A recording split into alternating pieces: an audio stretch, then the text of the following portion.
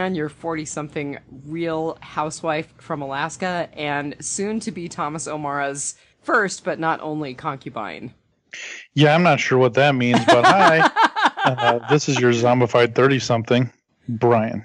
And surprise, triple threat, you're the other housewife of Alaska, Marnell, Diane's little sister. Bam. Okay. Surprise threesome. Those are always the best. Yeah, that's what we... The ones you don't plan for, they just kind of take you by surprise. Yeah, they just, bam, here it is, in your ears. So, before we even get going, so I have this, so I like to bowl, so this made me think of it. So I bowl on Tuesdays, and I'm always doing something. And typically I kind of listen to music during practice, just kind of get loosened up and stuff, and just kind of set myself in a little bit. And inevitably, every night, somebody always asks, what do you listen to? What do you listen to?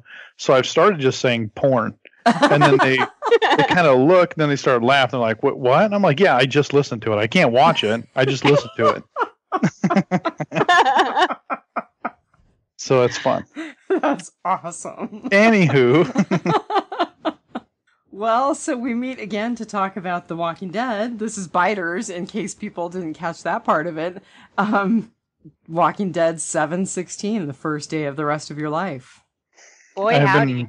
I've been waiting 15 episodes for this. 14 episodes. So, Brian, 14 episodes. Why don't you give us your rating first, then? So, yeah, I kind of slow played it out on Facebook there. I was not playing my hand.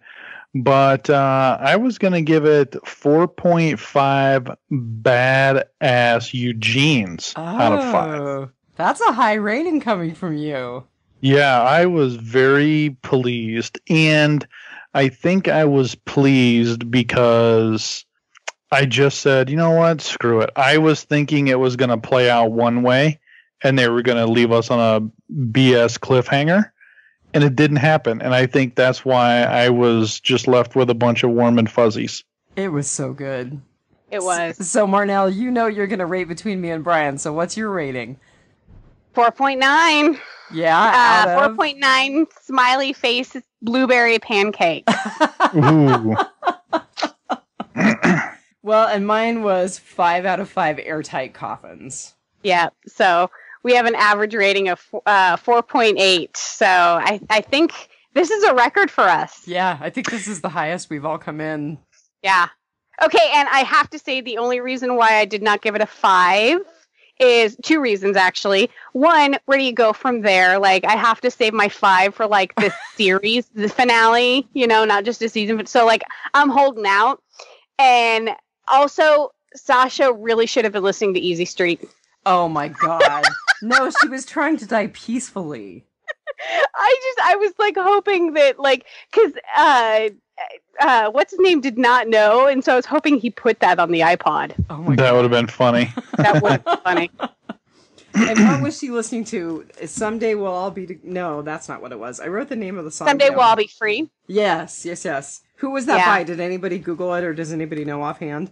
It's actually... like, the song's like 40 years old. It's about the civil rights era. It was written for somebody, and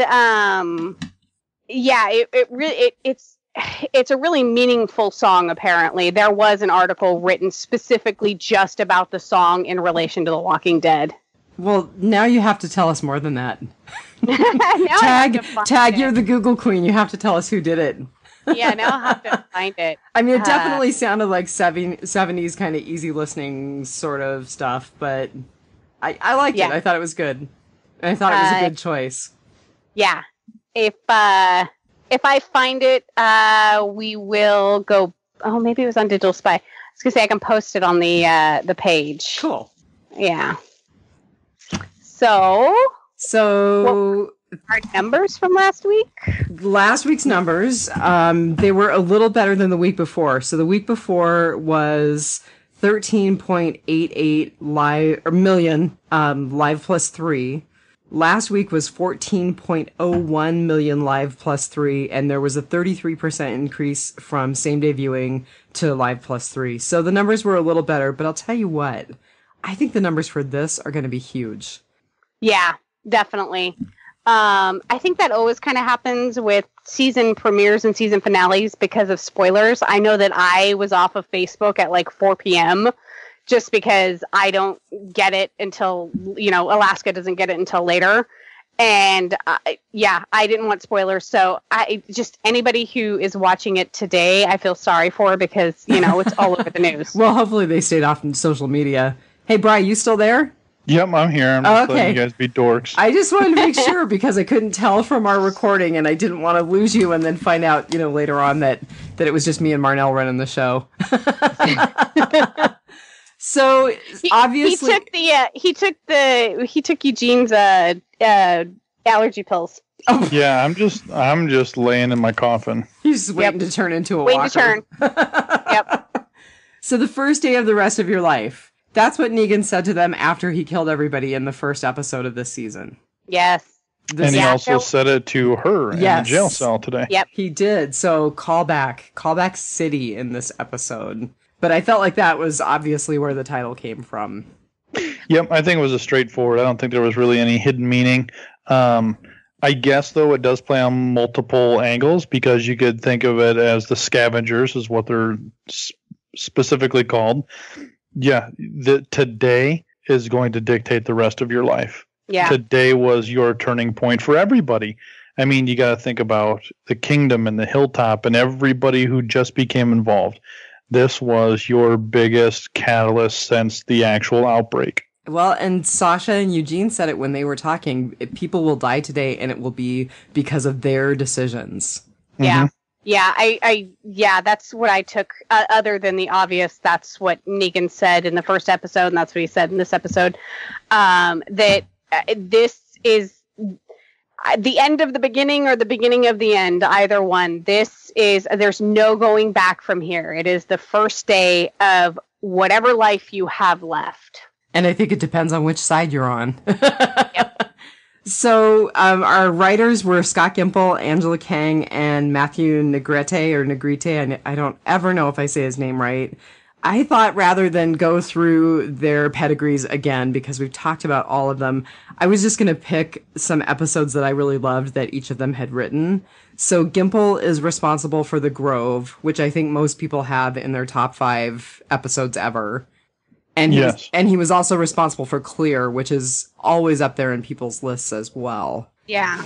Angela Kang wrote, and I just picked Coda, which is where Beth died, and Infected, which was one of the flu episodes in the prison. And I don't know why, but for some reason that season really spoke to me. So that's why I chose those two. And then Matthew Negrete, he has written something like 19 or 20 episodes. But the one I highlighted was The Well. He wrote The Well this season. Oh, cool. And that was your Kingdom and introduction, right? Right, which I still loved. I thought that was a great episode. And, I was listening to another podcast, and they were saying that they had gone back and watched the first half of this season, and they were like, on second watch, it wasn't that bad. So it'll be interesting to go back and rewatch this season and decide, okay, were we really just frustrated waiting to get to this episode, or were there episodes that were really that bad? Trash heap people aside. Yeah, I don't think that's a very fair analysis, though. Like, well, I went back and watched it, so it wasn't that bad. So I don't agree with that. And for a multitude of reasons, but you only got one shot to make it right. And if you require me to rewatch your like movies, especially. Like, well, you just got to watch it a second time and then it'll make more sense because you already know stuff. No, that's your failure as a writer and a director. If I have to go back and rewatch your movie a second and third time to actually like it because then I realize what things are supposed to be telling me, that's a problem. I'm not going to argue with that because I think I think you're right, and I think that that's some of the reason we've seen such jagged viewership over this season. And also, we went back and rewatched it. You went back and rewatched it on a high. Right. Go back and rewatch it in July. Yeah. Yeah. And tell me how many you skip through or you fold laundry through and stuff like that. Yeah. Yeah, and I can't see them meaning to have it be rewatched because, most people aren't crazy fans who do podcasts about stuff and, obsess about it. Not everyone has the copious amount of free time that the three of us have to go back and rewatch. I guarantee you they will have some sweet ass things in the Blu-ray box set to help push this season's sales. I have to be honest. I have not been collecting those box sets, and now may be the time to start doing that. I hate physical copies. I'm the same way. Yeah. I was that guy who had 250 DVDs, and then it just dawned on me one day, like, what the hell am I doing? Like, why? I'm not even if I watch one a day, that's almost a year's worth of movies. Brian, I'm not even going to tell you how many we lost when our house burned down. It was disgusting. I know, but disgusting. I was that way, and I look back, and I'm just like, I'm completely opposite now. I'm on Marnell's side. Even video games. I cannot tell you the last time I bought a physical copy of a video game. It's probably been 5 years. All my stuff, it's digital download now. I have argued predominantly for streaming since we rebuilt for exactly the same reason. And that's actually what inspired me to not want physical copies of stuff. We actually just had a catastrophic failure of our memory backup for all of our shows and music and photos and things like that. But we have this thing called a Drobo, and it does you could do double or triplicate backup of stuff. And as the drives were as the Drobo was failing, and mind you, we bought the one that was for once a week use, and we use it daily, and it lasted 4 or 5 years. So not knocking Drobo at all. While it was failing, we were able to log on and pull all of our photos. Nice. So I'm like, music and shows and stuff, they can all be replaced, but the photos, I was like, so we're totally going and getting a safe deposit box and a hard drive, and that's exactly what we did. So you need to go download Google Photos and upload them to Google. It is completely free. I'm totally taking notes. So you on your phone, go to Google Photos, download the app, open up the app, click upload, and set your phone down, because I have 6,000 pictures, and it took me 8.5 hours.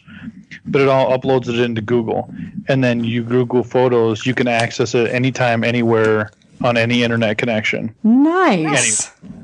And so then you can set it up. All you do is open up your app. Open up your app once every 2 weeks, and it uploads the new photos, so it knows which ones to upload. Very nice. So everybody out there, there's a tip. Yeah. Not only are we a great podcast, Brian gives great tips. And also, if anyone has a hacked Amazon Fire Stick, I'm in the market for a new one, please. I'm just throwing that out there. And what was that interview program that you were talking about when you texted me last night? Oh, so if you are ever... So there's an app. It's called Recordium. And it's an app for your phone. It's free. And it is single-handedly the greatest recording app service. You literally open it, hit record, and it records conversation out of the bottom of your phone, out of the microphone. So you can sit there and do interviews. So let's say you're Thomas O'Mara and Greg Nicotero and Seth Gilliam. Hi, Thomas. Walk into your viewing party, and you're just like, oh, conveniently. crap. You can, Recordium. Talk to them back and forth. So when I did my previous podcast before this, that's what I used for all of my interviews. And when I was having people record intros for the show, I had Freddy Krueger, the Green Ranger, all this stuff, do stuff through my phone, and it comes out perfect. You can send it to iTunes. I mean, you can do whatever you need to with the MP3 file then.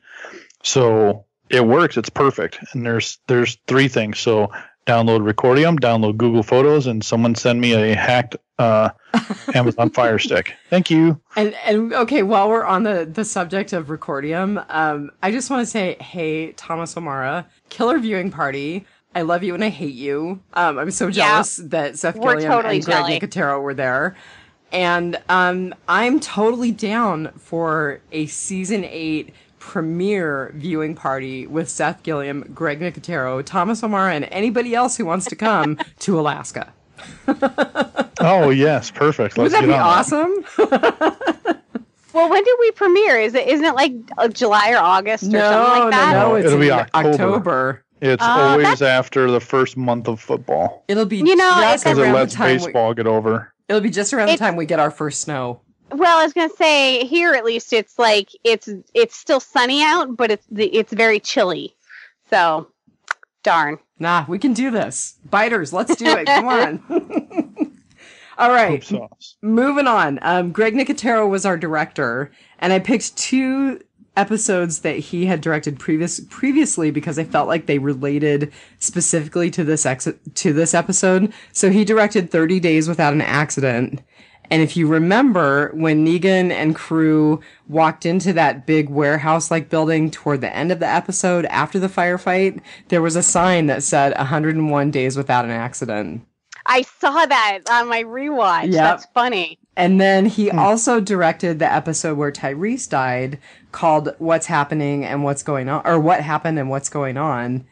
Gimple wrote that, and Gimple credited a book by David Kessler called Visions, Trips, and Crowded Rooms. And I feel like they kind of used that same energy to inspire the flashbacks with Sasha and her visions of Abe. And so I just felt like there's a lot of similarity between her death episode and her brother's death episode. Yeah. So am I the only one who thought she was hallucinating instead of doing a flashback? I actually totally thought she was on a heroin trip. Yeah.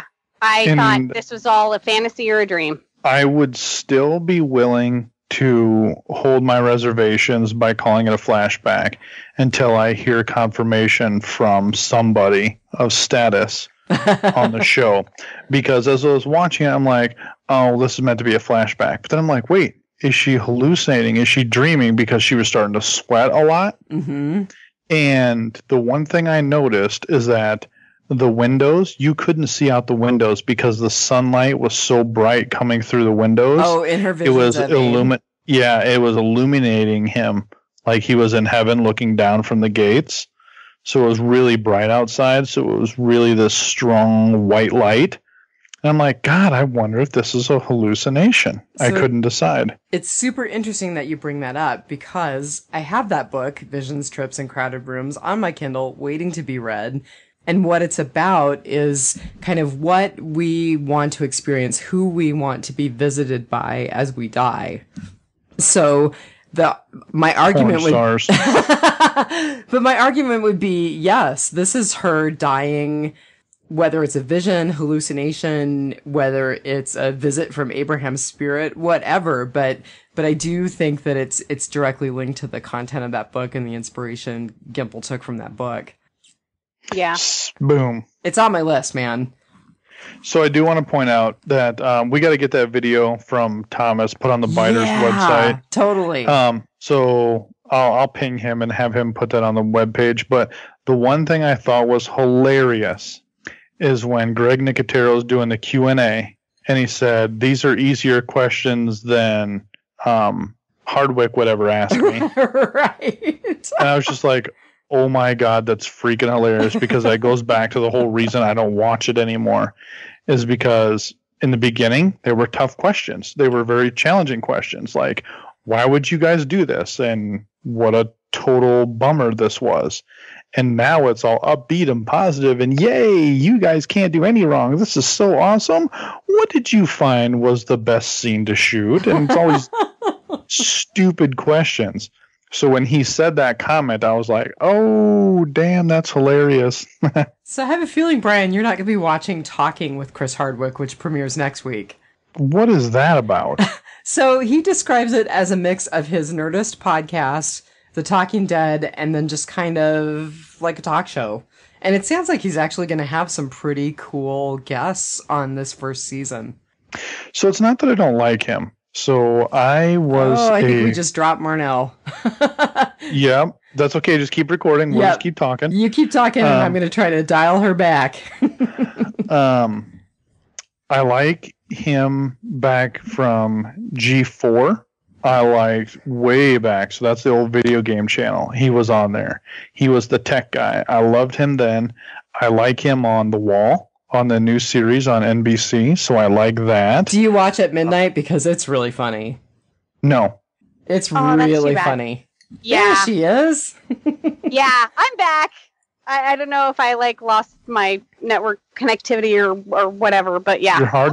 Your hard drive's crashing apparently. Oh God. I guess. So I thought, just real quick, featured cast member, since we have not talked about Josh McDermott as a group because he came on before we started doing Biters. Josh McDermott, who really was completely Negan in this episode, was born in June 1978 in Phoenix. Interestingly enough, he has a credit for the first episode of the new Twin Peaks reboot. He had a lot of stuff that I wasn't familiar with, a lot of bit parts here and there. And then my feeling is that he was best known for his comedy before he took this role. Yes, I believe that's correct. I don't think I really knew him before this role. I didn't. And I mean, part of it's because I just wasn't a big TV viewer until you and James sucked me into The Walking Dead. Hey, you got me into podcasts, and now I got you listening to My Favorite Murder, which we have a lot of new likes to the Biters page, so if there's any murderinos out there, hi! So Welcome. your transition is perfect because I wanted to give a shout out to the Murderinos because we have gotten some hits from My Favorite Murder. Brian, because they love Layla Ray's blanket. Oh, dude, that's so awesome. I love it.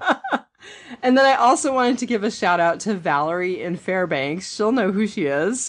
She's had a listen and she's sharing us with her friends. So thought that was super cool. We talked for a bit last night. Amazon Fire Stick. And of course, just saying. Of course, Thomas O'Mara, who is working to get set up as our field reporter. The enviable Thomas O'Mara. No doubt, man.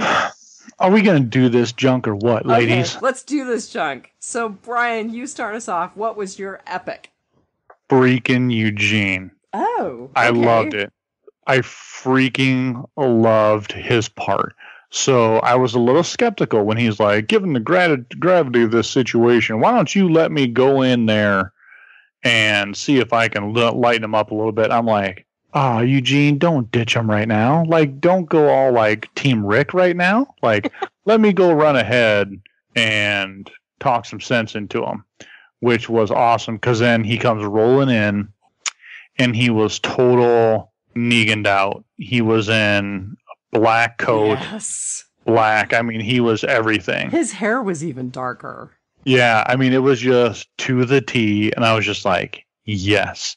This is the Eugene I wanted because people always, Eugene, I can't turn. And I'm just like, yes, please turn. Just be evil. Come on.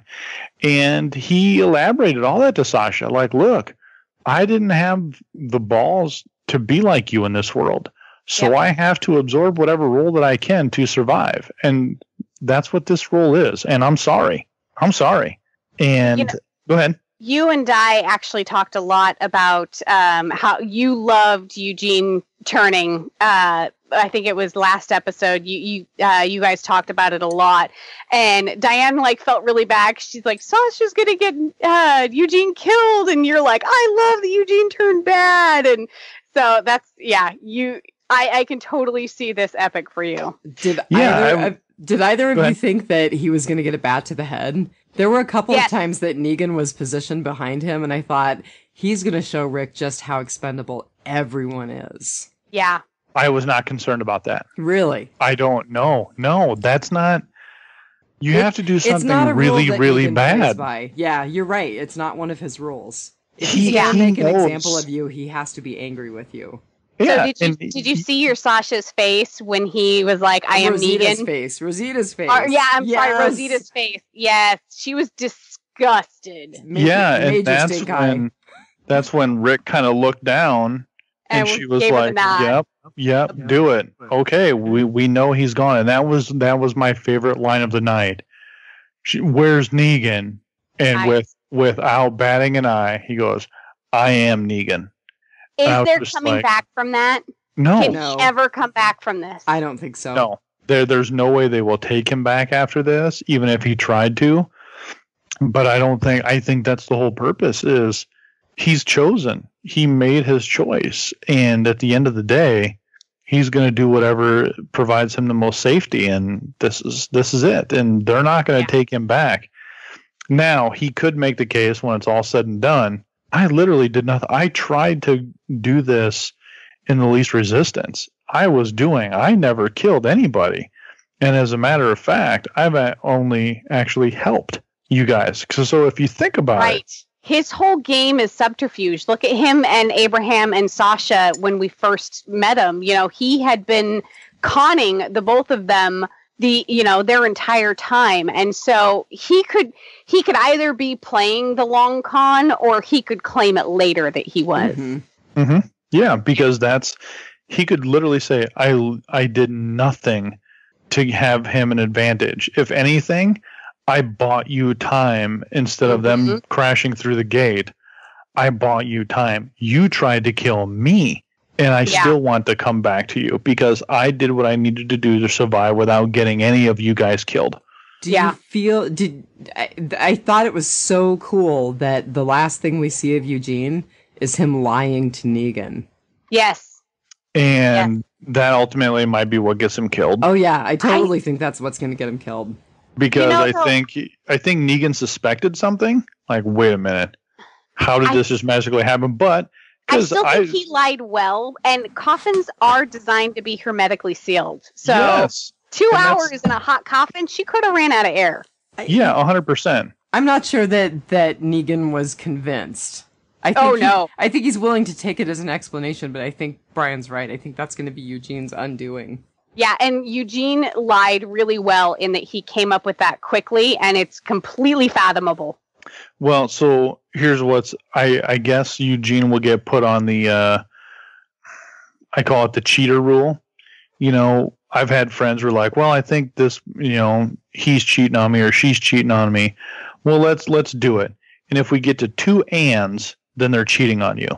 Well, they hide their phone. Okay, so what? I hide my phone. And he won't answer when he's out with the guys. Okay, well, I do that too. And he comes home late and runs right in the shower. Okay, well, you got 2 ands, so you got 2 ands. So those things separately don't mean anything, but you add them all together. So I think Eugene is going to get the same thing. So you got one. Yep. You're going to have a lot of circumstantial evidence. Yep. So then when you pile them all together, and okay, we're done. Yeah. There's too much doubt. I don't trust you. Yeah, absolutely. Because he's still got one more pill. Ooh, you're right. He does have one more pill. He does. So is it all going to be for nothing? The setup of the munitions shop and all of that? I was going back through the season and reading the synopsises, and I feel, like I said, I was listening to your guys' podcast today because for some reason I don't listen to my own, and so when you guys started podcasting together, I was just like, I wasn't listening. So today I binged them, and Brian was talking about a lot. You could have carved out a lot of 15-minute increments in this season and still ended up where we are without a lot of the crap. And there was a lot of moments like that. I mean, was the munitions factory all for nothing? And Spencer finding the note in Latin in the hunter's blind, the hunter's pocket. There was just a lot this season that, it's like it's not going to amount to anything later. And is that where Eugene is headed? Depends on what your epic is. Well, there you go. I guess that is the lead-in right there. My epic is Coral! No! When we get Walker Sasha popping out of the coffin, who is the first person to act? It was Carl. Good point. Oh, I just loved it. Like, everyone was stunned. It wasn't Sasha taking advantage of the moment. It wasn't Rick swiping away Jadis's hand and pulling out his Colt, none of that. Like, Carl just whipped around and started shooting people. Like he had 2 shots off before anybody did anything else. Yeah, I'm just like, way to go, little man. Yeah. Carl was it for me. And when Negan was about to bat him in the head, he was just totally reserved about it. He Carl grew a pair this episode. Yeah. That's awesome. Yeah. So that was my tie. I was either going Eugene or Carl, so I'm glad I didn't go Carl. I was waiting. I was going to go last, but I was like, nobody will do Carl. But apparently I am not the only one on Team Carl. I like him. I have to say I wasn't on Team Carl, but that was a really good call. Yeah. So what was your epic die? How much time do you have? You only get to pick one. There's three of us. No, that's not fair. I had two and I picked one. Okay, so I'm going to say, I'll save my other things for Rotting Potpourri. I'm going to go with Sasha the Zombie. Reason being, we have been talking for the last several episodes about maybe this is going to be the twist with the bag over the head. Maybe this is going to be it. Yes, you have. And she took Holly's place. And it didn't turn out to be Holly. And it was such a great rewrite of that. I just loved the whole... Negan didn't manufacture it. He didn't kill her and then put a bag over her head and try to do a prisoner swap like they do in the comics. She took it into her own hands. Yeah. And she made her death meaningful in that way. Absolutely. I have so much to say about that. My other half and I were arguing just a few minutes before we podcast about Sasha's death. And I think the reason why she was flashing back to that conversation with Abraham, out of all the moments she's had to flash back with Abraham, she flashed back to that moment. And a couple of the things that he said just totally resonated. He said, we always put our big and meaties out for someone else's. And if we're going to kick, there better be a point to it. And I really think that she went out the way she did to honor Abraham. I mean, he was the one that totally puffed his chest out and was basically like, I will take one for the team when Negan was going to kill someone. And I think she really wanted to honor Abraham's memory in taking one for the team this way and going out on her own terms and not betraying everyone like Eugene had done. And I loved her death. And it was a good death. I would add not just honoring Abraham, but also honoring Bob and Tyrese. Yeah. Yeah. All right, Brian, lead us out. What's your fail? So my fail was kind of how Negan's crew was able to just drive out of there. How, and I'll just leave it to the flurry of activity and how everything went. But my own sadistic mind is to cover the exits. All of those people left out through the main gate. How, as you were assaulting and you're starting to kill everybody, how is nobody running to the door to shoot them as they come out? Well, all I can say is Father Gabriel is as bad a shot as Michonne. Oh my God, it's like a bunch of damn stormtroopers out there. Why was everybody not shooting at the tires to Negan's vehicle? They were all trying to get a shot off to him in the passenger seat. And I'm like, do you realize there are not many weapons that you guys have that are going to go through that cab? And just shoot the tires out. He may get a few miles down the road, but you can catch up to him and have the upper hand. Yeah, I get it. Stupid. All right, Marnell, what's yours? Dwight's wooden figure. Really? Okay. It actually had to be explained to me because, for one, the only person that would get that was Daryl. And it just so happened to be Daryl who was closing the gate. And Daryl just so happened to be looking down into that little crevice and just so happened to find a little wooden figure in brown dirt in the shade. And, the didn't know on one of Dwight's wooden figurines. So it was one of those things where it's like, that's not really plausible. There could have been a better way to have Dwight signal them. So I thought it was a good idea. I'm like, oh man, that's cool. And now Daryl knows that Dwight's like, no, I'm still, plan's still on, man. You still got the mole in here. Until I thought about how in the hell did he write that? Wait, hold on, everyone shoot, and let me write this down with my black Sharpie in my pocket. Didn't know. And not just that, and this was brought up on the other podcast that I was listening to when I was driving home tonight. How did he get the time to place that?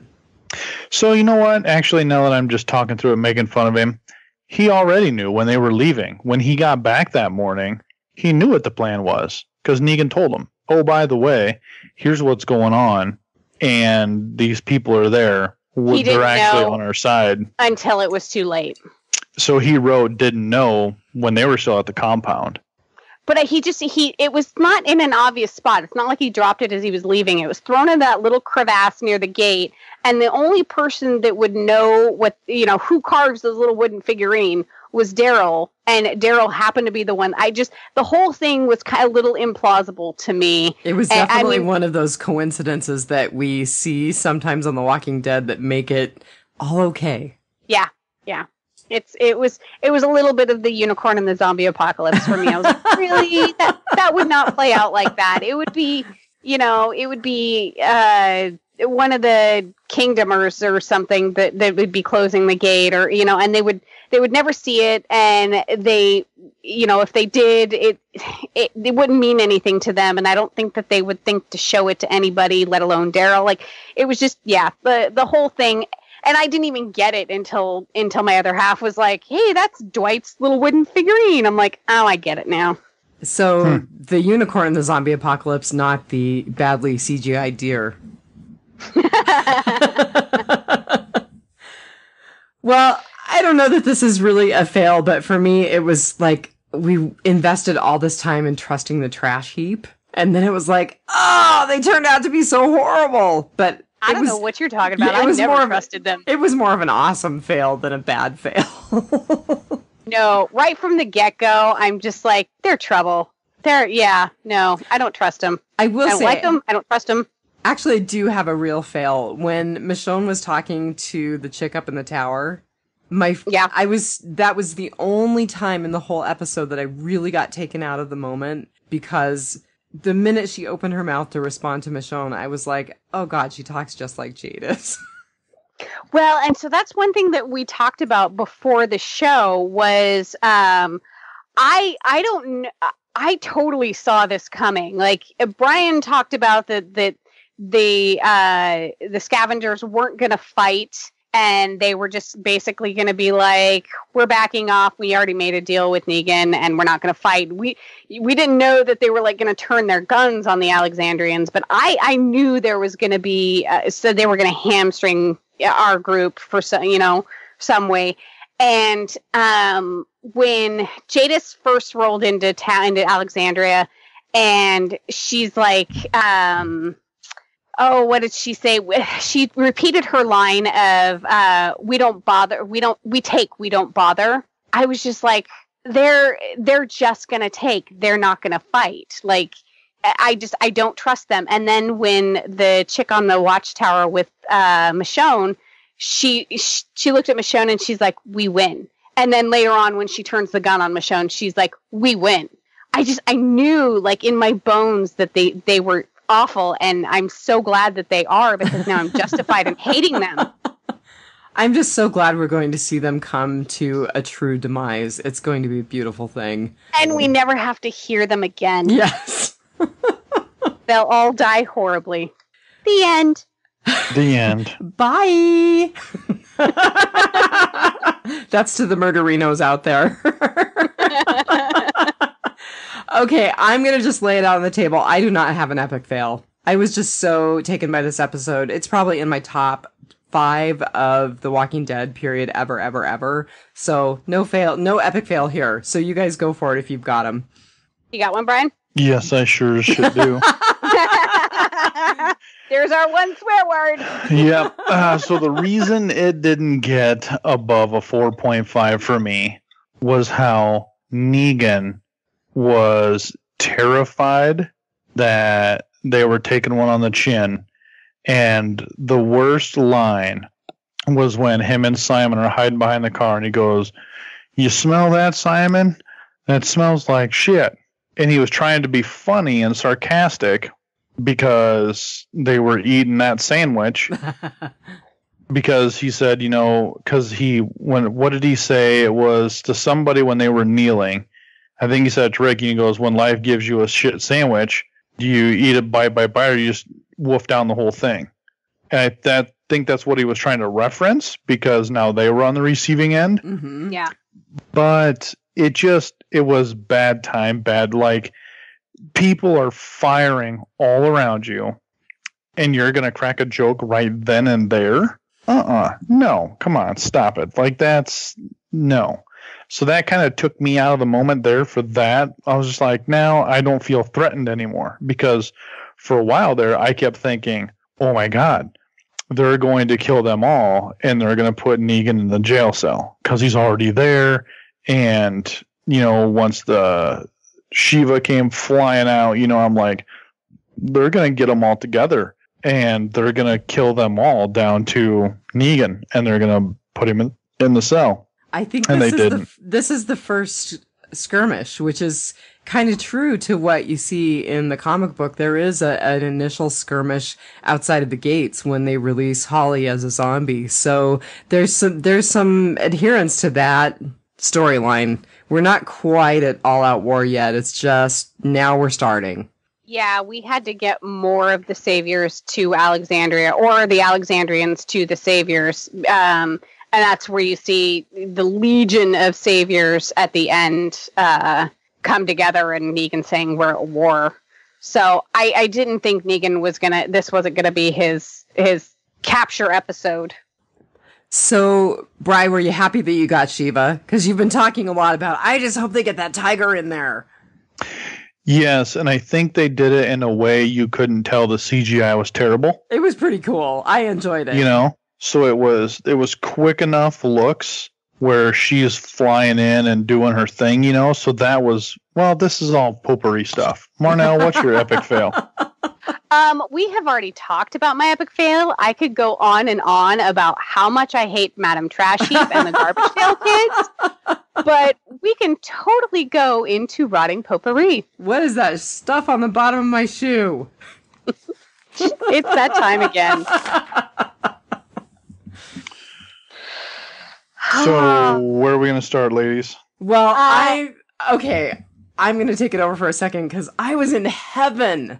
I was in trailer heaven. So there was a trailer for Preacher, which premieres on June 25th. I did not watch because I have not watched the season finale. I wouldn't have ruined it. Okay. No, wouldn't have done a thing. There was a trailer for American Gods, which isn't even on AMC. And there was a trailer for a King Arthur movie that looked really good. Cheesy, but good. So I was in trailer heaven. So, yes, and yes. However, I don't think Alien Resurrection did themselves any good by showing. So I recorded the commercials. It was like 29 minutes and 45 seconds worth of commercials. And there were 2 commercials breaks that were 4 minutes and 30 seconds long. Wow, that's amazing. And not in terrible. A good way. Yeah. Even though I was in trailer heaven. And I watch without commercials, so I didn't see any of those. That's because you're going to federal prison. And I'll be right behind you with my hacked Fire Stick. But you will both get excellent medical care while you are there. I pay for my own cable. I pay for somebody else's Comcast cable. I have Hulu. I have Netflix. I have Amazon Prime. I paid my dues. Boom. Okay, next up. Who's got the next bit of rotting potpourri? So go right ahead, Brian. I was a little kind of let down with. So it kind of goes back to just thinking the scene through and not kind of getting all caught up in it. So when the kingdom does come through and Shiva does come crashing through, all the people start firing at other people. Why did nobody shoot Rick? I don't care about the grunts. I want to kill the general. I have the general on his knees. I have 2 issues. So when the Garbage Pail Kids turned on all of the Alexandrians, what is the first thing you do when you point a gun at somebody who has a gun? You tell them to drop the gun, right? Didn't do that. And then Jadis, what took her so long in shooting Rick? I mean, Rick was like all over that scaffolding when the skirmish broke out, and she didn't shoot him? Well, yeah, I mean, Rick really froze there. He just kind of stopped, and he was watching everything kind of happen. Then she's like, get down, and then she shot him in the kidney, and he was fine. He shook it off. She didn't want to shoot him. She wanted to lay with him after. She wanted to mount him. Okay, and so with that, Michonne should have turned to Rick, and with a eating grin, she should have been like, that's up to him. Yeah, maybe.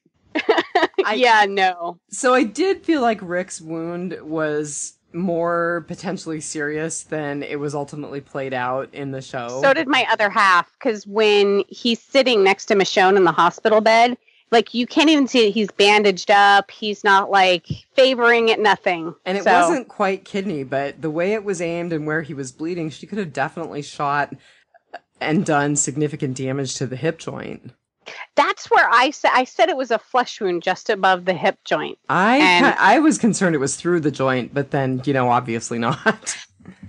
And was it a through and through? Because I didn't get that from what we saw of it. It looked like it didn't go through. It looked like just an entry wound. So, she just grazed him. Yeah, I was going to say, so what our takeaway is supposed to be is that it was just a graze. Because we don't have to worry about the damage of the bullet staying in. We don't have to worry about the through and through. It was just a flesh wound. 'Tis but a scratch. For the Monty Python fans out there. Okay. So, go ahead. I'm really, I think it was really amazing of Sasha to make a will before she died and will Rick her beach ball sized lady nuts. Because the juxtaposition of the last time we were in this situation. So there was the callback of this is the first day of the rest of your life. Mm-hmm. There was also the callback of having Carl and Rick on their knees. Yes. Right. And he even gave a similar speech about, you just watched you watched somebody you love die, after we thought Michonne had fallen from the watchtower. It was the same speech he kind of gave them after Abraham and Glenn.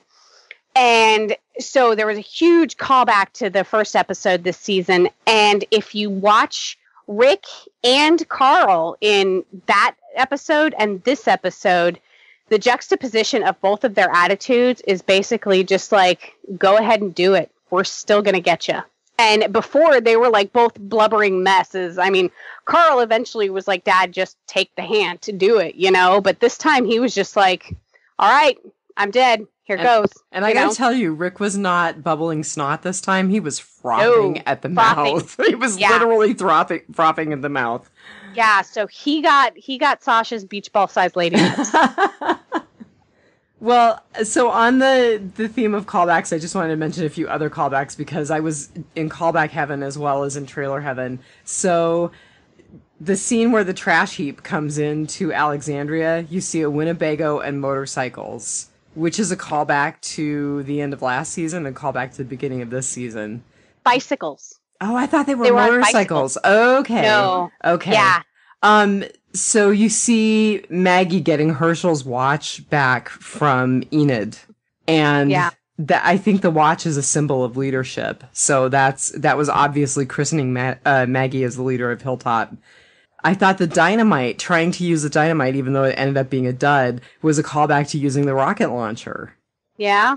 And then I just felt like, and we'll probably talk about this more, Maggie's voiceover tying everything together at the end, it was beautifully done. And I love the way it took us all the way back to the very first season of the series, or first episode of the series. Yeah. Yeah, as much as I thought it was a send-off for Sasha, because that was going to be my epic fail, like, Sasha was a second-tier character. She did not deserve this giant monologue that's 10 minutes long, and I'm just like, oh my God, this is so... it's not about Sasha. It's about Glenn and leadership, and that's who got us here. Some bitch. This episode, I mean, we saw Abraham again, and there was, so much of Glenn in the end of it. And it was actually pointed out in an article that I read that Maggie has been wearing Glenn's hat, and Yes. she's been wearing Abraham's fingerless gloves. So she's sort of taken on a lot of the characteristics of the people that we've lost. And now she's got her dad's watch. That's cool. Yep. So, yeah, I really didn't like the episode being flash forward and flash back. I don't like the way that plays out. But I actually wound up liking it in the end just because of it kind of tied it all together with Sasha kind of sacrificing herself and going back to Abraham. And plus we got another Abrahamism. One last Abrahamism. I have to look at it because I wrote it down and I can't remember what it was. It was what I said in our sound check. Big meaty. No! We kick shit and eat snakes. Right. But the big meaty, throw on the big meaty on the log too. Yeah.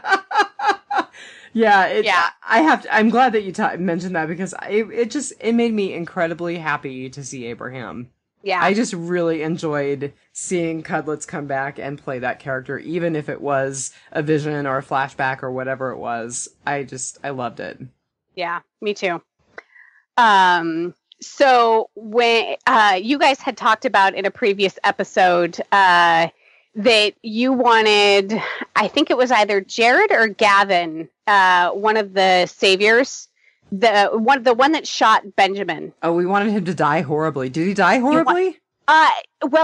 He's an outpost. Yeah, one of you said that you wanted him to be Shiva meat, and like when that one savior went down, I was like, "Oh God, was that him? Was that him?" No, it wasn't him. It was the dude who was harassing Enid in the last episode. Yeah. But it was funny. I absolutely love Negan's face when that happened because it was true shock and terror like we had never seen in him before.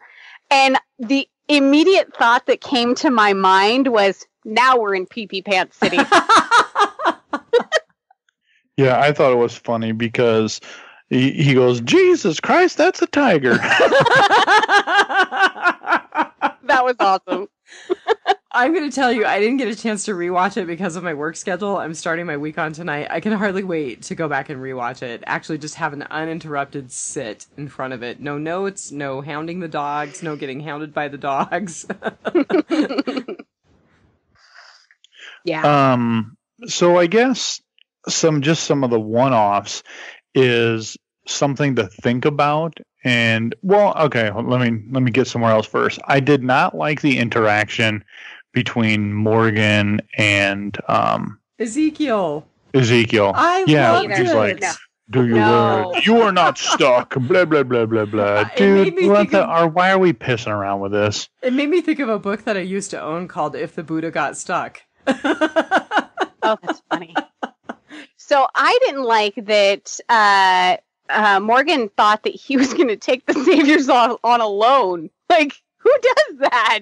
Do you think that's Morgan back and clear, though? Yes, yeah. But it's like, knock it off. Like, to me, it's just like Morgan is that person who's just begging for attention. He wants attention.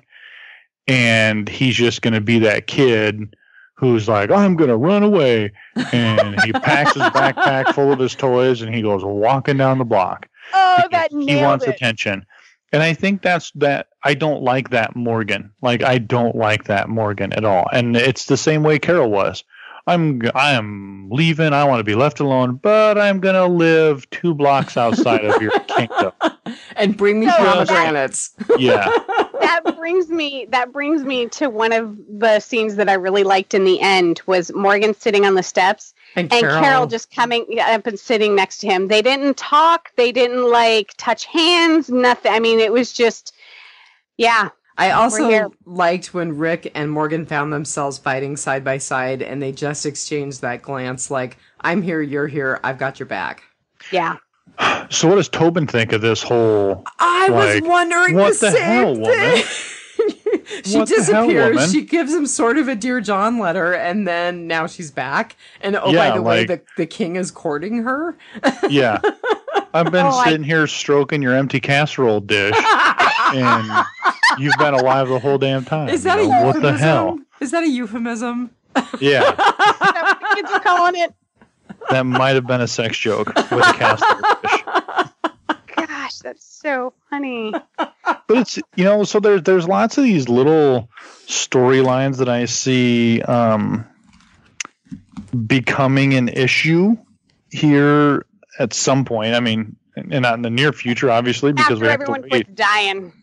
But I think they're referencing that calm of peace for a couple of days because, when we see Negan saying, we're going to go to war, that's just the people in his compound. He's got to bring in all of the outposts now. Right. And Rick, isn't it Rick who said we're going to take this outpost to outpost? Yeah. So it's Dwight suggested that. Oh, okay. Yeah. So so we got to think about kind of, I'm going to go off on a tangent here, but so at the end, back in Alexandria, like you see people like chilling out, like getting some medical, eating fruit, giggling and stuff like that. It's like, I hope you enjoy your one day off because you have got to get on the road because the guy you don't want pissed off, you just tried to kill. Yeah, and a whole bunch of people ran away.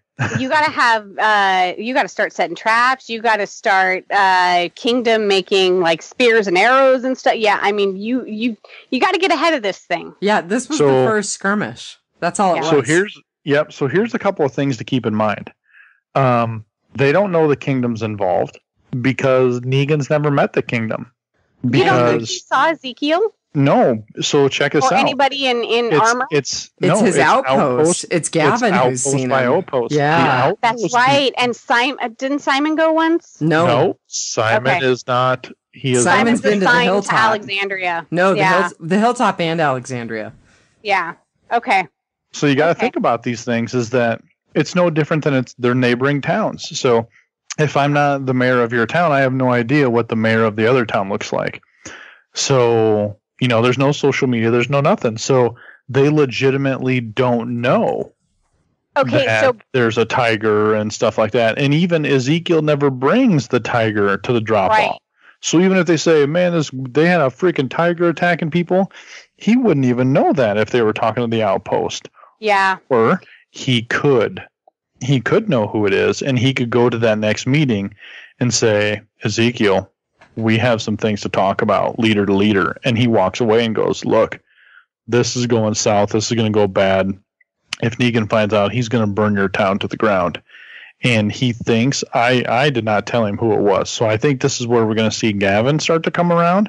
And you said this a couple of episodes ago that you thought that Gavin was kind of like, I don't really agree with Negan on like the whole child killing and so yeah, you had already predicted Gavin turning against Negan.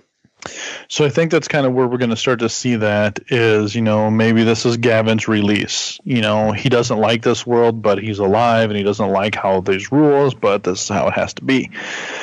So, it's just, that's the way it's going to be. There's all these different things that have to happen. So they're going to get all the outposts together, but at what point does who strikes first? Is Rick going to take these groups and go to the outpost?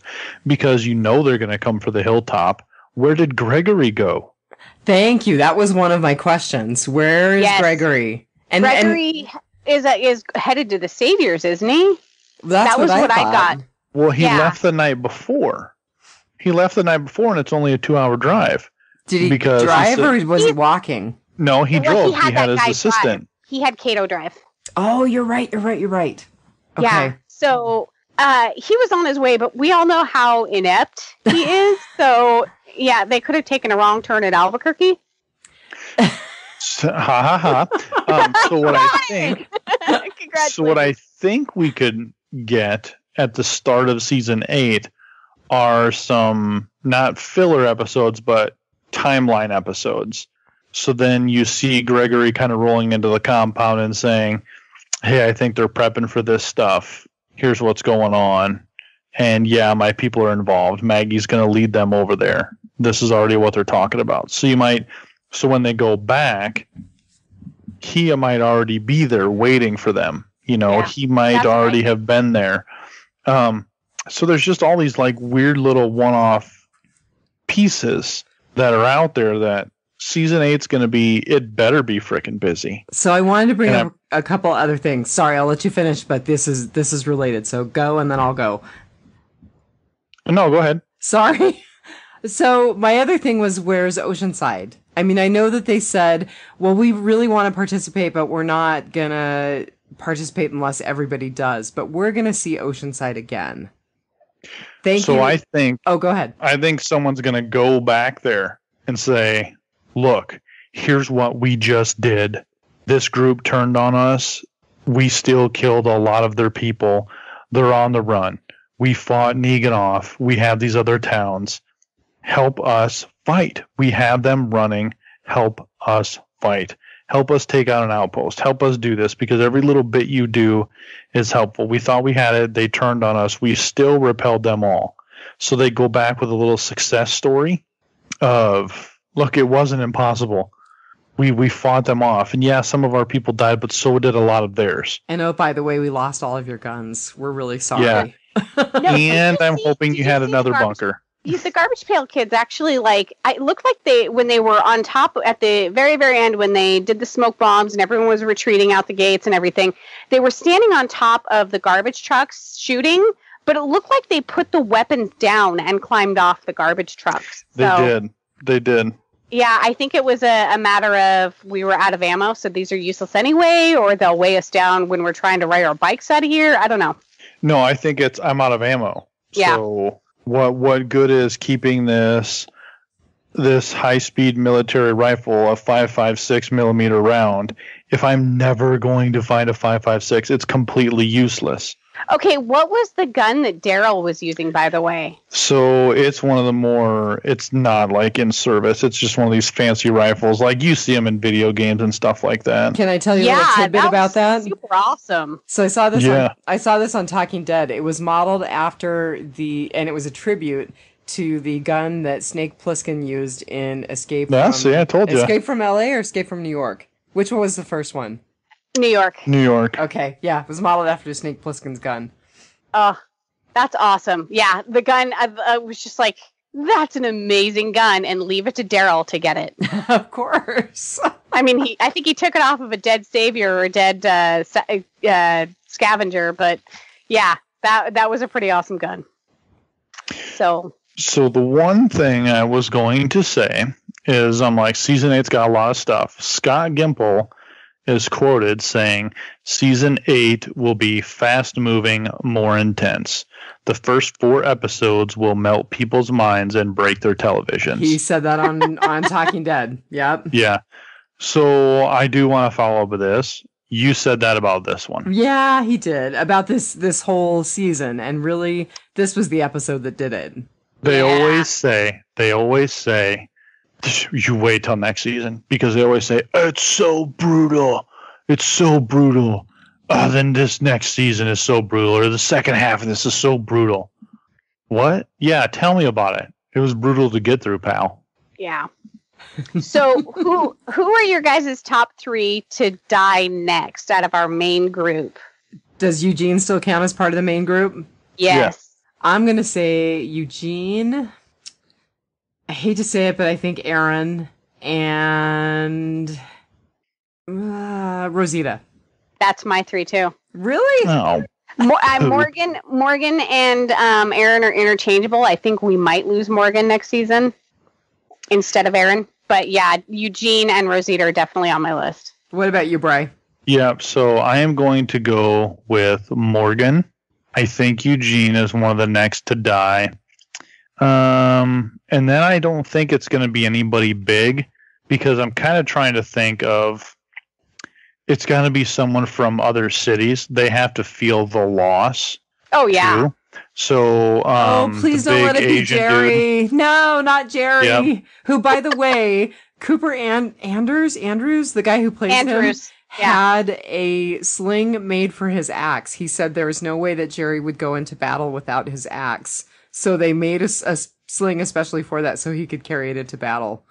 That's awesome.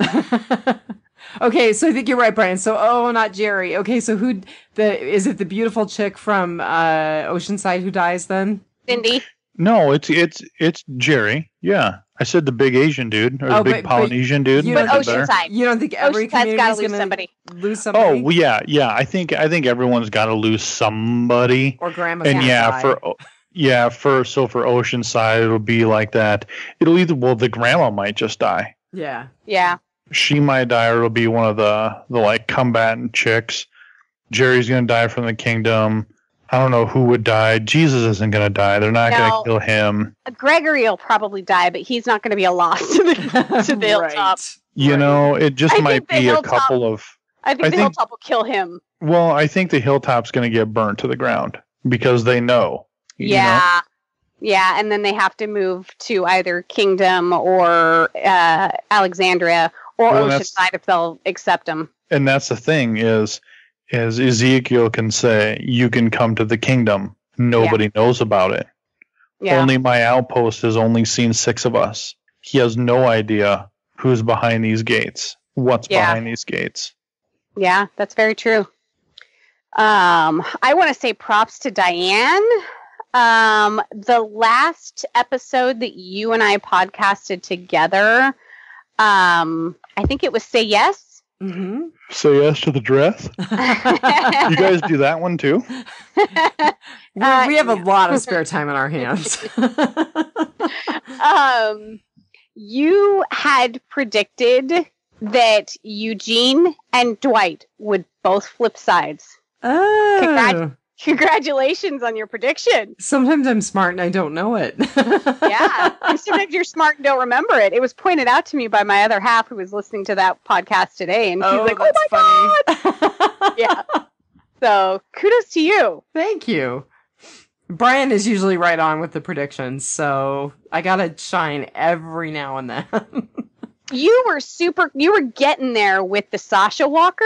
You were like every episode that I listened to today, you were getting closer and closer to what was actually going to happen. Brian and I both were. I mean, yeah. And the reason why Brian is sticking out in my mind is because you were totally upset about you guys talked about the Walker school and how Walkers behave when they're first turned, and is Sasha going to be awful at this? She was a terrible Walker, wasn't she? No, because he kept hitting the coffin, and so I think that was like agitating her in there. Because of course he was saying that you can't hear much in there, but he kept hitting it with the bat. And so I think when he finally opened it and daylight flooded through the coffin, she just was like, "Rawr!" So. I thought it fit. So one thing I did want to say about Sasha's death is that, remember in TS19, Dr. Jenner said that it can take anywhere from a few minutes to several hours? Mm-hmm. That was the only thing that kind of fell apart in all of that for me, is that we're really lucky that Sasha died and turned within the necessary time frame. Well, she checked. She was like, she's like, it works within 20 minutes or whatever. And then she was like, okay, the car hour was 2 hours. But there's no prediction of when you actually reanimate. It can be anywhere from moments to hours. Right. And I think she just sort of hedged her bets. And, she didn't know who was going to open the coffin. It could have been Eugene that opened it.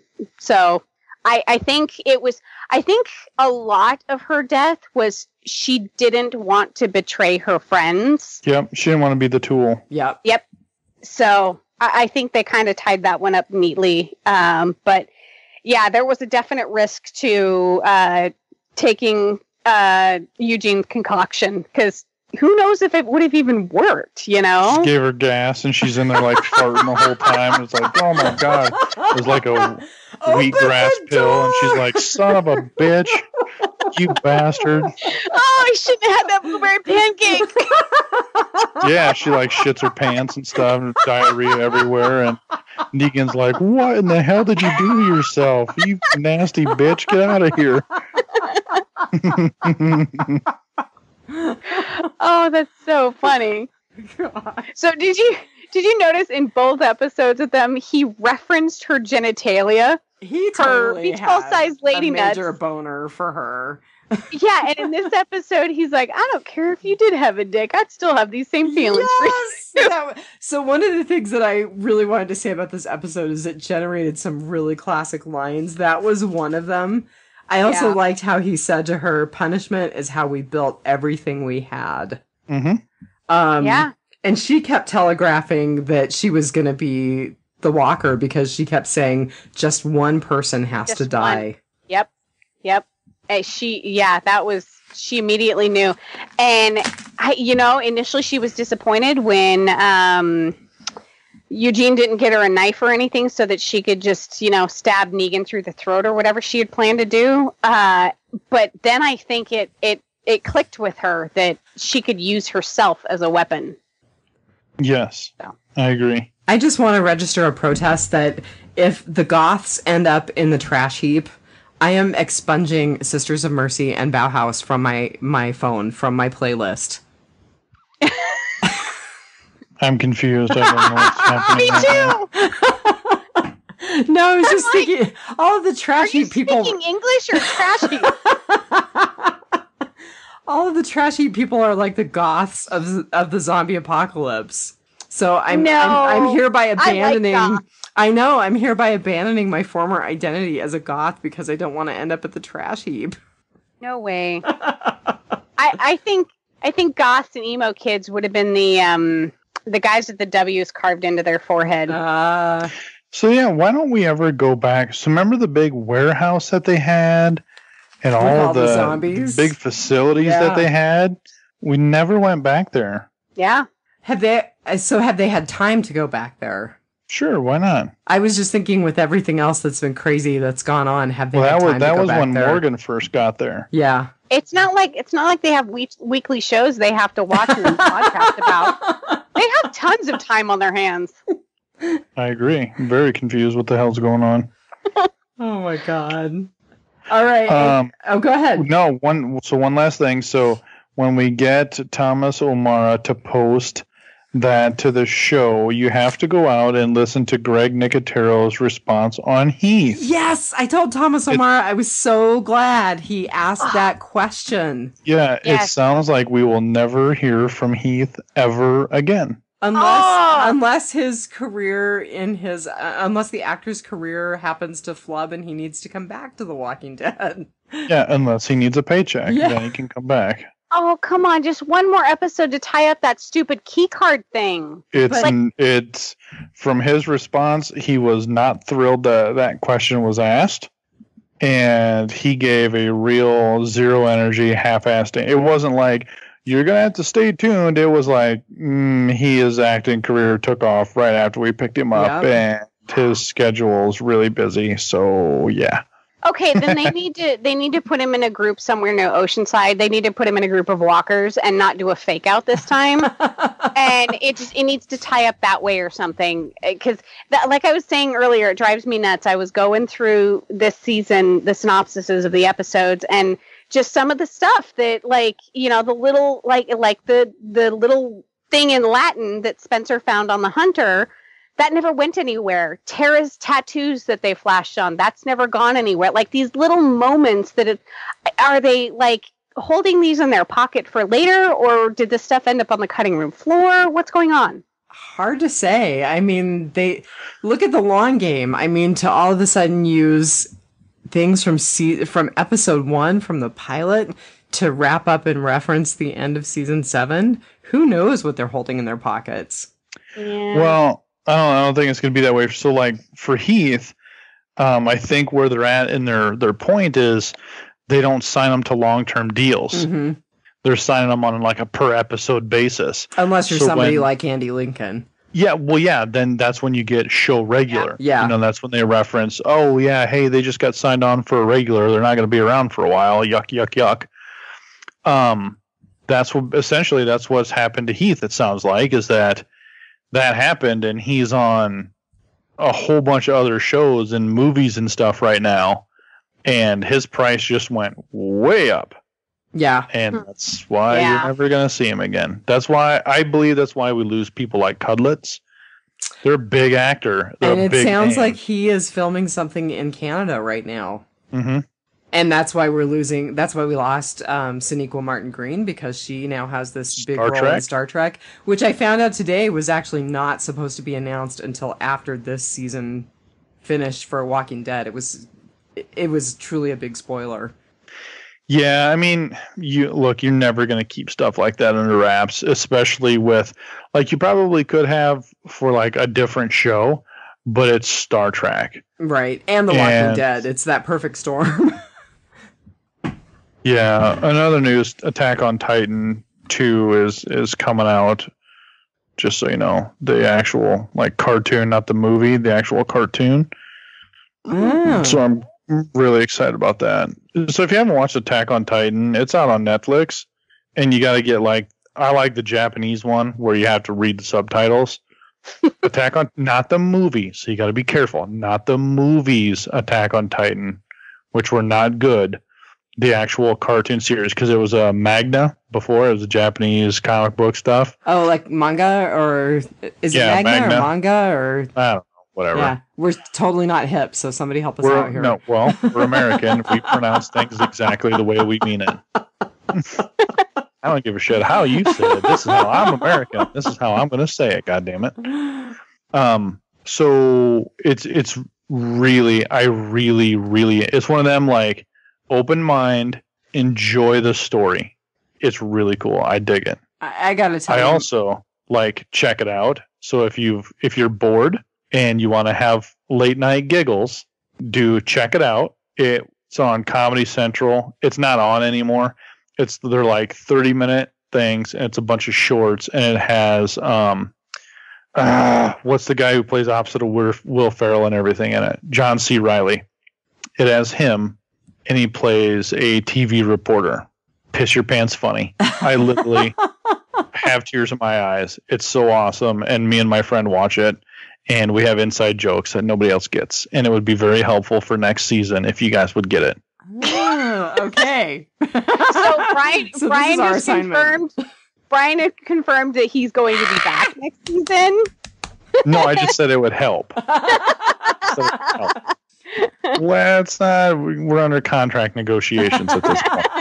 Let's not jump the gun. So I have to say, I will say that Marnell ruined things for me. All I do is listen to My Favorite Murder and watch The Walking Dead. I don't do anything else. So, well, now you have a little void. You have a 2-month void before anything starts up again. Well, so I think we should do a couple of one-offs, and we have to remember that fear is going to claim our attention soon. So yeah, June. We're gonna do a season recap. I think we're gonna try and get in Thomas O'Mara next week, right? Right on. Then I'll take a break. You guys can.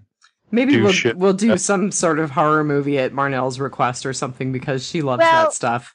And I do have an assignment that everyone else forgot about, and I'm like the teacher's pet, so I'm gonna like narc on myself. I was supposed to watch the movies that a couple movies that Pollyanna McIntosh, aka Jadis, aka Madame Trashy. There was a couple of movies that looked really good. Like, I feel really bad because, like, she seems like a really nice person in real life, but she just got this horrible role that will hopefully end soon, so she can go on to do better things. Okay, pick one, and I'll watch it with you, and we'll podcast it. Okay. We will do that. So I want to say one more thing about the episode before we kind of start wrapping up. I'm just going to keep rambling about shit. So the episode was dedicated to Bernie Wrightson. Yeah. Who was that? Bernie Wrightson is, and I just looked him up because I thought that he was someone who just recently died, and in fact he is. He was co-creator of The Swamp Thing, and he also worked with DC, Marvel. He did a lot of comic books. He died of cancer at the age of 68 on the 18th of March. And he was a huge influence on Greg Nicotero, which is why this episode was dedicated to him. They paid homage to him in an earlier episode. I saw an article that there was something. 6. Yeah, the Wrightsons. They called it the Wrightson zombie. Yeah, and it was supposed to be a Swamp Thing kind of zombie. Sorry, I'm not trying to play garbage at you guys, but I just got an voiceover from one of my websites. Yeah, it was a Swamp Thing zombie. Too. It was a Swamp Thing zombie. Was that the one down when they went to get out of Alexandria? They went under into the sewer. No, it was a zombie that was in the woods, and it had like trees and moss and stuff growing out of it. Okay. I'll post a link to this article on the Biters page. I'm not finding the Google image, but there was a reference made to it in one of the articles that I saw that they had paid homage to Bernie Wrightson before, and he lost his battle with cancer recently. It is now published on the Biters page. Did you guys know there's 2 great white sharks in the Mississippi up by Iowa? You really are just going to ramble about stuff now. Yeah. Are you getting tired? No, I was. So there are 2 great white sharks in the Mississippi River up by Iowa right now. That's bizarre. And I was just reading. I don't know if it's real, but I know the sharks are real. But I don't know if this story where it was 2 guys, they got killed. Well, one died on site because they were trying to catch them because the DNRs are trying to figure out a way to get the great whites back out into the ocean. Where they're supposed to be, because when you swim in the Mississippi River, you don't expect jaws to bite your body in half. So they're a little confused right now. So yeah, that's what's going on there. That is a completely bizarre piece of news. They did not have laser beams on their head. So no Sharknado? Yeah. No sharks with lasers, no Sharknado. None of that happened. What else you guys doing? Sharktopus. No Sharktopus. No Sharktopus. What else is happening? Well, I thought I'd look at our Facebook page real quick. Yeah, do that. All right. I'm just talking about random stuff. So we mentioned a guy named Mark Lavarney on our last podcast, Brian, and he said, "Thanks for including me. I'm a new fan of the podcast, and you are nailing my last name perfectly. Former Navy, not ship-based, and spent a bit of time in Adak, Alaska." Adak! Lovely place, not great caribou hunting, though. Anyway, thanks again. I'm loving the show. So, Mark, I would love to get out to Adak, and I actually have never been to Dutch, but a friend of mine has been posting pictures from Dutch Harbor, and it looks really beautiful. So, right on, brother. All of Alaska is beautiful. That's why we live here. No. Nice to have a fellow service member. I'm a Marine, so that's why I can call him a squid. That makes you a jarhead, right? Yeah, I'm honestly surprised that people still listen to this. There are people who love us. Yeah, outside of like the 5 that still talk to us. Right. I know. Oh, so I was actually thinking about this today. The movie Yes Men, where the chick has the band that has like 5 fans that show up to all the gigs, and just 5 fans. I feel like that's us, where we have like Thomas Omar, Thomas Reese, couple of other ones that I can't name right now because like Thomas Omar and Thomas Reese have been blowing up the fighter speed a lot. Yeah. Well, actually, no. So the podcast that Todd and I do has like 5 listeners. We have more listeners. I'm 6. I'm never 6. Let's see, another comment. Thomas O'Mara said, Maggie told Gregory her friends were out getting something we need. And Brian said guns. And Thomas O'Mara said, you guys didn't remember anyone saying that title. Maggie did. So he found us the title for the last episode. And a boy. Yeah. He's got a bitchin' new tattoo. Let's see. Yeah, it's amazing. And he's got pictures up on the podcast page, so people should come take a look at it. Let's see what else. So I did find the article on the song "Someday cool. We'll All Be Free." It's by Donny Hathaway. It was interpreted by many to be a Black rights song, but in truth, the 1973 song "From Extension of a Man" was written by Edward Howard about the mental pain he saw Hathaway experiencing. The song meant so much to Hathaway that he cried upon hearing the final mix. More than 40 years later, Sasha too finds catharsis in the season 7 finale of The Walking Dead. It's on Variety. That's where the article is. Cool. So, would you post a link on the page? I will do that. Okay, this is from Thomas Reese. He says, really good episode. He's talking about the finale. Been hearing mixed reviews, but I thought it was great. The Battle of Alexandria was kick-ass. Sasha's death was very respectable. The double cross had me spitting at the TV. Negan's scared shitless of Rick, and I can't wait for and I can't wait for fall. 4.8 old-ass iPods out of 5. Good stuff. So for whatever reason, I am fascinated by these like giant like cyst and zip popping videos. Like when they're You're like watching super Dr. infected. Pimple Popper. Can I Oh just my tell god, you? that's like super gag me with it. Oh, it's Can I tell you, if terrible. you did that all day long for a living, you wouldn't be so fascinated with those videos. Trust me on this one. Oh yeah, I'm fully aware. I mean, I am fully aware. However, it's just like, first off, so my wife works in ultrasound, and it's one of her worst things when she used to take call. It would be, she would get called in her third time. It's 4 a.m. and it's because this guy has this pain in his nutsack, but it's been hurting for the last 3 weeks. But I figured 4 a.m. on a Wednesday morning was a great time to finally come in and get it looked at. You know, so it's just like, you see these people with these giant masses on their like abdomen or like their ribs or something. It's just like, why did you not go to the doctor, you dumbass? Can I just tell you, I recently saw the biggest freaking hernia I've ever seen in my life. Like, what is wrong with people? Like, seriously, I get a paper cut and I'm like transporting myself to the hospital. Well, my patients have somewhat limited circumstances. Yes, well, that's because they're behind bars. Yes, exactly. Oh my god.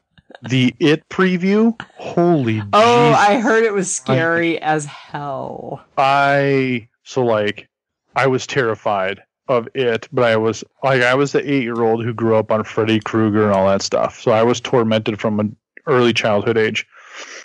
And I watched this preview and I was just like, oh my god, I am terrified. I must be seeing the wrong preview, because the one that I watched, where I was like, nah. You know, you're jaded because you watch Maybe all you're this just stuff. a cold-hearted freaking serial killer. Super morbid. I get my sister into My Favorite Murder podcast. Hey, listen, in the last like week and a half, I've listened to 26, 27 episodes of that show now. Jesus. So I have an hour-long commute each way. Okay, you're forgiven. And I listen to it while I'm charting if I'm not seeing patients. Because it makes complete sense to me to listen to My Favorite Murder when I'm at prison. yes, you can relate to the patients better. Well, I listen to it when I'm at prison too, but mine, I usually just call my prison work. Nah. I'm kidding. If any of my coworkers or my boss or anything, I love my job. I love my office. I love you. So I also have a funny story. I was reminiscing with my wife and we were giggling before I came down to record. There was one time, do you ever just have those moments in your life where you're doing something and all of a sudden you're like, what the hell am I doing?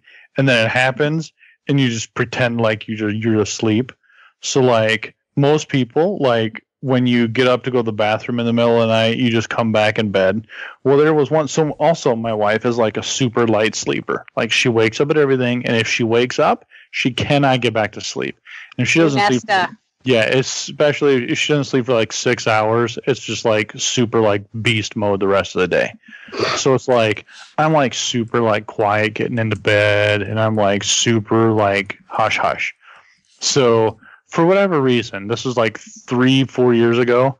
For whatever reason, like I go to the bathroom, I come out of the bathroom, and I literally take 3 running steps, do a flying leap on the bed, kaboom! And all of a sudden I hear, are you effing kidding me? And then I just lay there and I just like pretend I'm asleep, and like she's like, Brian, wake up. I'm like, huh? What are you talking about? So it's like one of those things, like I'm in mid-flight, I'm like, oh, this is not going to end well for me. Boom, I hit the bed. And she was like so pissed and so livid. And we were just laughing about it. And it was just like going on forever. So I thought that was funny. I thought I would share that as well. I'm entirely convinced that's something that Abraham would have done with Sasha. It's just kind of like not thinking, just run and jump. And it's like, oh my God, I'm an idiot. Kaboom! That was like your inner 5-year-old. Yeah, it was. I also have been watching a lot of fight videos on Facebook, like just like the backyard fights, where it's just like 2 people just like swinging on each other, like with no strategy, no thought to the fight. We're just gonna start swinging, You're talking and about then my somebody job gets. Not out of each other. But I have morals. Like I don't like watching like the restaurant brawls where there's like kids, like it's at Chuck E. Cheese, and like 20 people are brawling and there's like kids there. Like, I draw the line. Like, I don't like kids to be involved with that stuff or like to witness that stuff because they shouldn't have to, because that's like very traumatizing. I also just told my kid a spooky story and I think I went a little too far with it. So when we they're go gonna grow up to be like Diane and I. Yes, basically. So yeah, like, he's gonna host the latter day version of My Favorite Murder. Maybe. So he likes to read these he's 4. So like these Scooby-Doo books at Barnes & Noble where it's like the spooky chef. So like I ad-lib the entire story. Like I just make stuff up the whole way through because I don't want to read it and I hate reading. So I just make up stuff that kind of go along with the pictures, and the book takes like a minute and a half and he thinks it's great. Okay, he needs to start it like around 12. R.L. Stein Goosebumps. That's what totally got me into like all the true crime and the horror novels, and yeah. So then I got lazy and I found out that people actually read books on YouTube. So I found YouTube videos of these Scooby-Doo books being read by people, but they're not like really professionally done. They're like, I'm a meth head and I'm hoping to get $10 off of enough views off of this. So it's like they're like the camera's like only getting half the book, or they're like mispronouncing words in a Scooby-Doo like youth novel. So it's hilarious. So I'm like, Benny, let's just tell each other stories. So he likes to make up a story and he pauses and he whispers.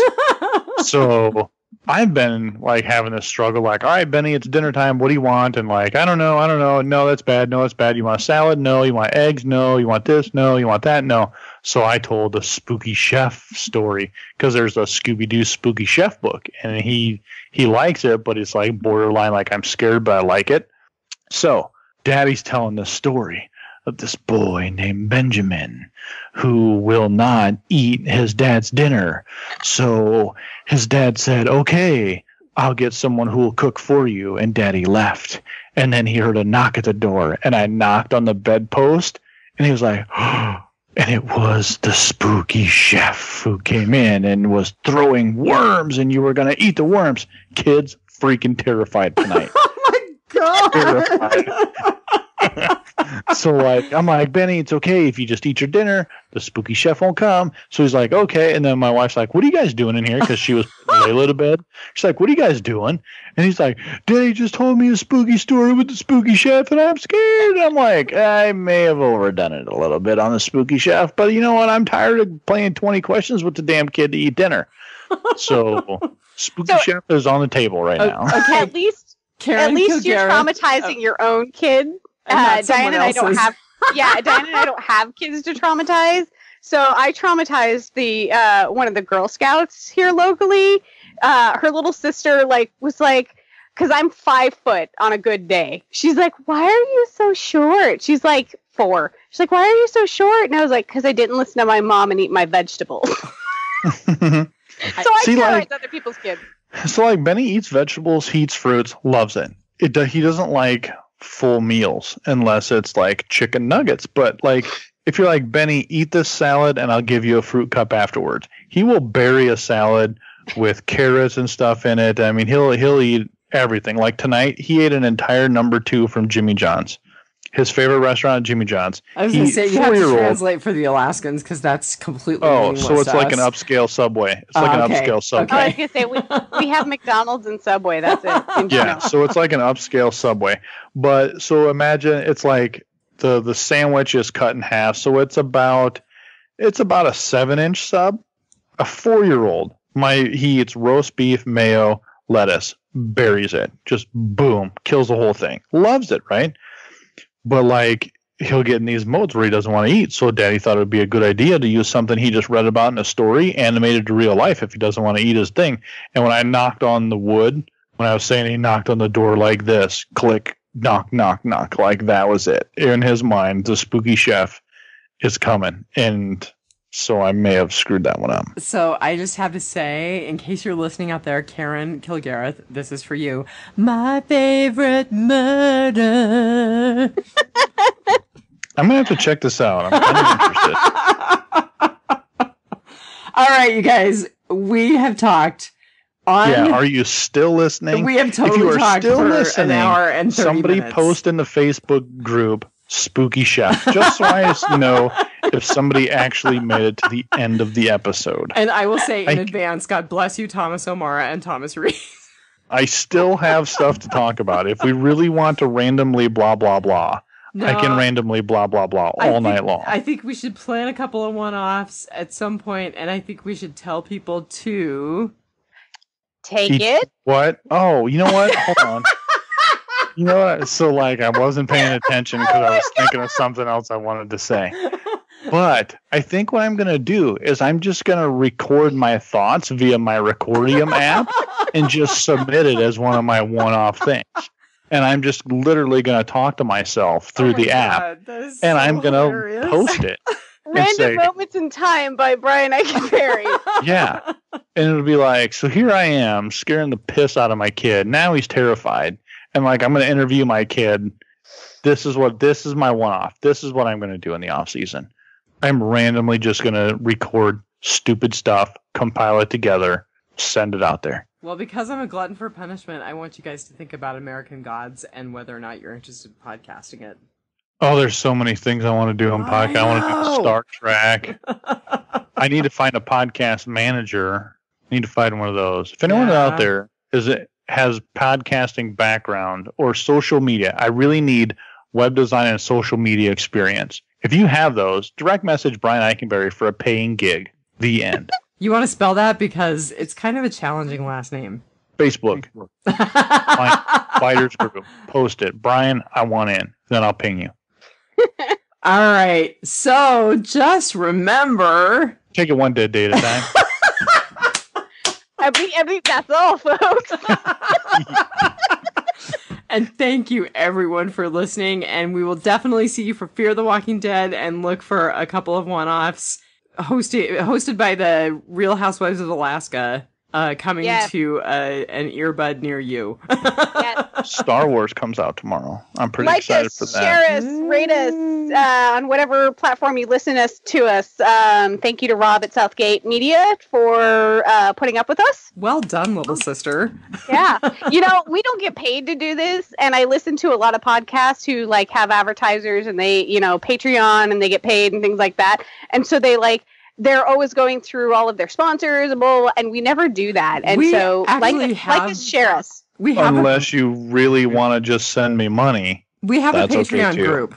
We do, because I actually started contributing to it when Jeff and Kirk. God, when Jeff and Kirk did this show, I started contributing. So every month, I actually contribute to our podcast. So we've got some embezzling going on, is what you're saying? No. I have never seen it. I believe it goes to Rob, and quite honestly, I suspect I'm probably the only person on the planet contributing to the Patreon group. If you are still listening to this and you contribute to Patreon, please say Patreon on our Facebook page. Or if you would like to send me a hacked Fire Stick, that will work as well. All right, you guys, let's wrap it up because the dogs are going to eat my carcass if I don't go feed them. I'm literally having fun doing this, though. I'm trying to get every minute out of this I can. We can end the show, and then, we'll do this again. I think, Brian, you have to be hooked in for at least one-off. Yeah. Yeah. I'm going to do 75 one-offs. Are you kidding me? I am freaking holding you to that. This is going to be great. I'm so going to do this. All right, This will be on the final exam, so pay close attention to Brian. Yes. This is great. All right. We know you have a choice in what you listen to, so thank you for flying with us. Some Indian guy is randomly liking a ton of links on the Biters webpage also, by the way. It's like, look at me, come like my page. Dude, I know you're fake, first off, because nobody from India watches The Walking Dead. And if you do, there's zero chance in hell you've actually found the Biters webpage and are liking links. I also get that on Instagram a lot. Some random hot chick who wants to hook up with me will like a picture from 3.5 years ago. And it's like, come on. Does anybody even fall for this junk anymore? Jesus. Terrible. Apparently they do. Oh my God. Sometimes they do. This is denigrated so bad. It's deteriorated so bad. Oh my God, you guys. We're like a rotting walker at this point. All right, we're done. We're done. We are done. We're not doing it live anymore. Dead day at a time. You sure? Take it one dead day at a time. One dead body monkey at a time. Good night, everybody. Good night, everybody. Good morning.